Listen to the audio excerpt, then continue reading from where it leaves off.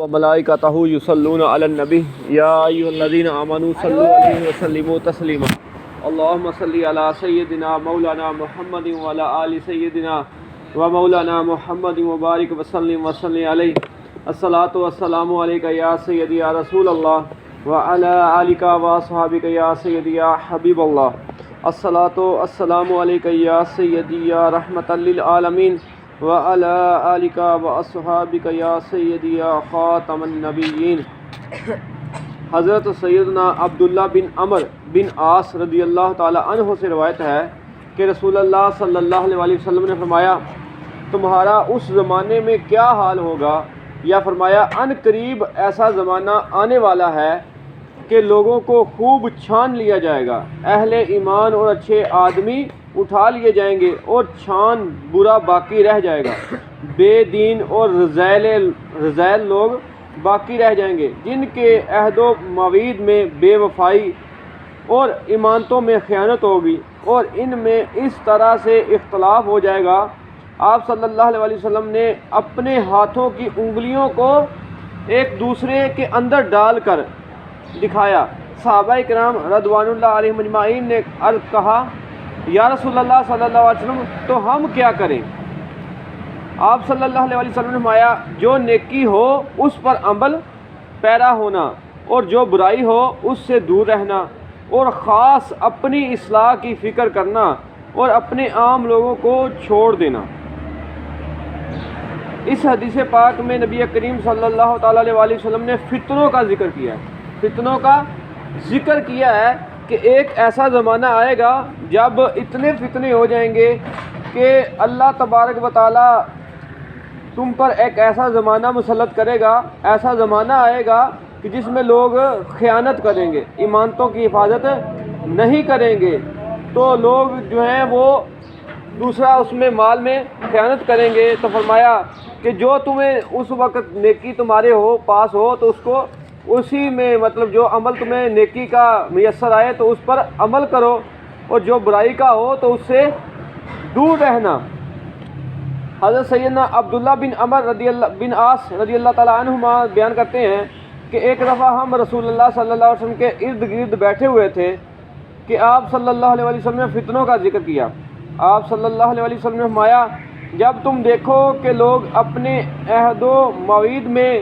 بے وفائی کرنے لگے ہیں، ایمانتوں کا معاملہ انتہائی خفیف اور ضعیف ہو گیا ہے، لوگ خائن بن گئے ہیں اور ان کی آپس کی حالت اس طرح ہو گئی ہے، اور آپ نے اپنی انگلیوں کو ایک دوسرے کے اندر ڈال کر دکھایا، اختلاف بڑھ گئے ہیں۔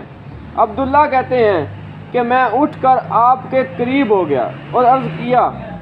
اللہ مجھے آپ پر فدا ہونے والا بنائے، یا رسول اللہ صلی اللہ علیہ وسلم میں ان حالات میں کیا کروں؟ آپ صلی اللہ علیہ وسلم نے فرمایا اپنے گھر کو لازم پکڑو، اپنی زبان کا مالک بن جانا، خاموش رہنا اور نیکی پر عمل کرنا اور برائی سے بچنا، اور اپنی ذات کی فکر کرنا اور عام لوگوں کی فکر چھوڑ دینا۔ اس حدیث پاک میں بھی فتنوں کا ذکر کیا گیا ہے کہ ایک ایسا زمانہ آئے گا جب لوگ دوسرا ایمانت دار جو ہوں گے وہ اس میں خیانت کریں گے، تو فرمایا کہ جب تمہیں کوئی نیکی میسر آئے تو اس کو لازم پکڑو اور اپنی زبان کا مالک بن جاؤ، یعنی کہ اپنی زبان کو کنٹرول میں رکھو، خاموشی اختیار کرو، بلا وجہ بات نہ کرو، اور فرمایا کہ برائی سے دور رہو اور اپنے گھر کو لازم پکڑو، اور کوشش کرو کہ باہر لوگوں میں اپنا وقت ضائع نہ کرو، جب کہ لوگ خیانت کو ترجیح دیتے ہوں، لوگ فراڈ کو ترجیح دیتے ہوں، تو اپنے گھر کو لازم پکڑو اور اپنے گھر میں رہو، اور فرمایا کہ جو تم اس طرح کرنے لگو کہ فلاں کی میں اصلاح کر لوں، حالانکہ وہاں اصلاح کرنے سے تمہارا اپنا دین جو ہے وہ خطرے میں ہو جائے، تو فرمایا کہ ان لوگوں کو چھوڑ دو۔ حدیث پاک میں ہے کہ نبی کریم صلی اللہ تعالی علیہ وسلم نے ارشاد فرمایا اللہ کے ہاں بہترین جگہ جو ہے وہ